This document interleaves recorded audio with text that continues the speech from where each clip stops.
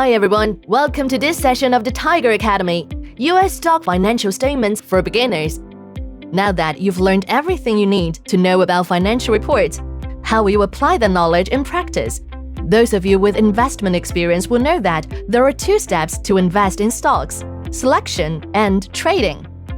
From here on, we'll choose good listed companies based on financial reports and then trade their shares to make a profit. Over the next two lessons, we will look at the main industry sectors of US stocks, figure out which ones are the most profitable, and then look at the financial reports of listed companies to find good ones. Let's take a look at how many industries are represented in the US stock market. First, let's look at how US stocks are classified. GICS is considered to be the most reliable way to categorize US stocks. It was launched by MSCI and Standard & Poor's in August 1999 and is known around the world. So, what exactly is GICS? GICS stands for Global Industry Classification Standard. It's a model for classifying industries, giving investors a complete global recognized set of definitions of industry sectors. If you find this definition is a bit abstract, let's take a closer look at it. The GICS classification system has 4 levels: 11 economic sectors, 24 industry groups, 69 industries, and 156 sub-industries. When you see GICS industry information in the news or in a financial report, it's talking about the 11 economic sectors in the first level, which is called the primary industry sector classification. You need only keep in mind these 2 important points about US stock classification. 1. GICS is one of the most authoritative classifications. 2. According to GICS, there are 11 primary industry sectors. What exactly are these 11 primary sectors? I've summarized them for you below. You might be wondering which of these 11 primary sectors is the most potential. I think you should focus on the following 4 sectors: information technology, energy, healthcare, and consumer staples. Here's why. The first sector we'll look at is information technology. Information technology includes things like software and services, technology hardware and equipment, and semiconductors. Why did I choose this sector? Let's compare the 2 countries with the highest GDP in the world, the United States and China.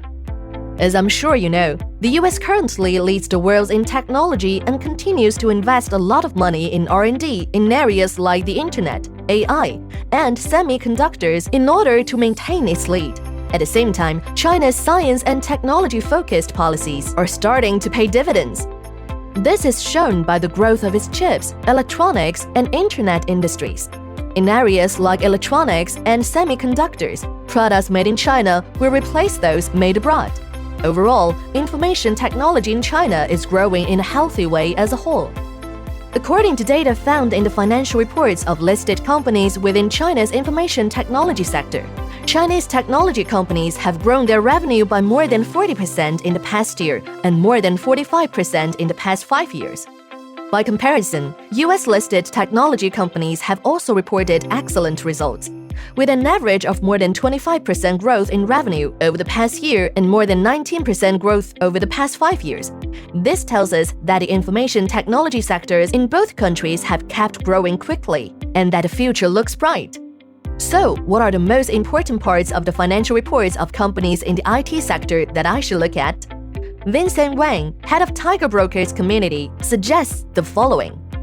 1. Revenue makeup and growth rate. In Apple's 2021 financial report, we can see that 80% of its operating income came from sales and services.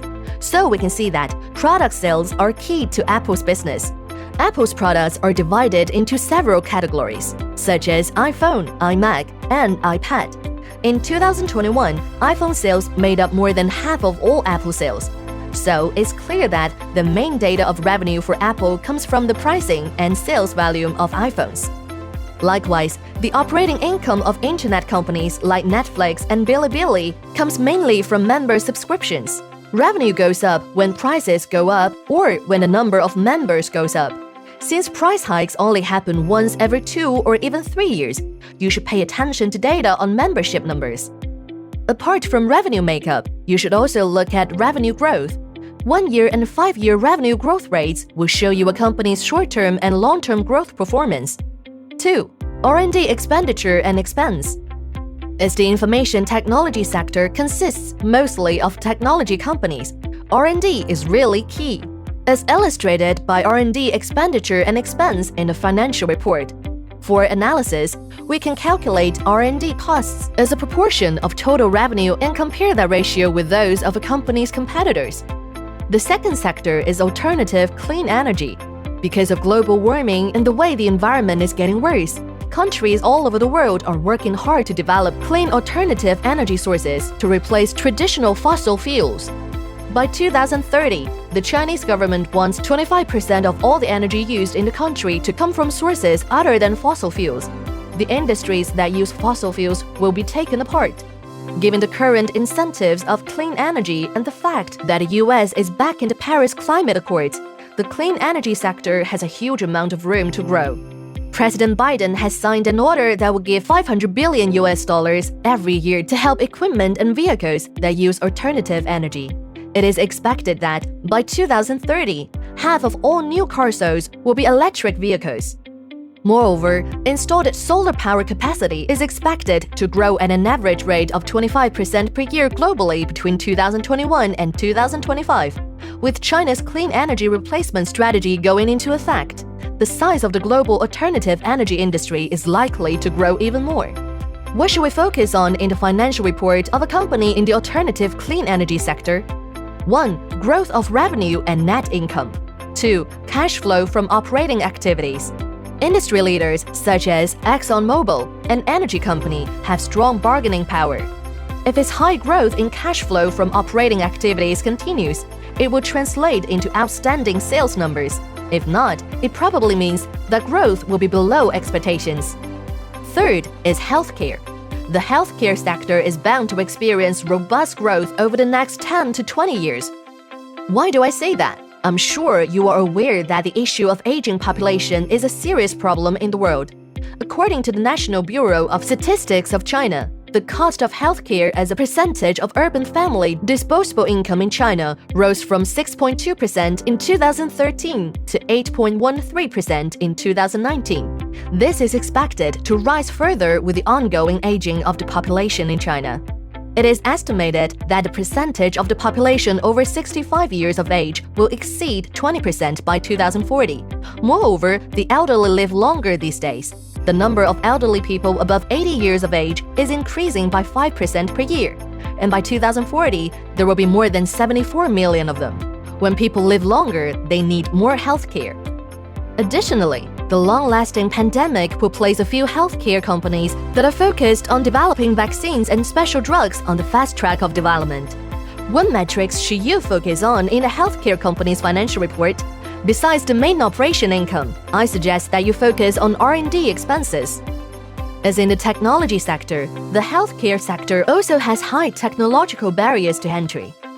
Consequently, whichever company's vaccine has a higher cure rate and proves to be more effective, and whichever company has a stronger patent technology, that company stands to be more profitable in the sector. But keep in mind that patents expired and technology becomes obsolete. Healthcare companies can suffer huge losses due to technological advancement. A case in point is Moderna, a producer of COVID-19 vaccines.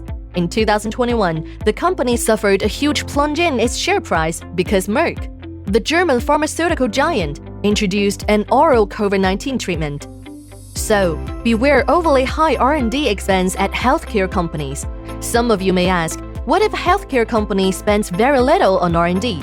Well, the answer is that would not do either.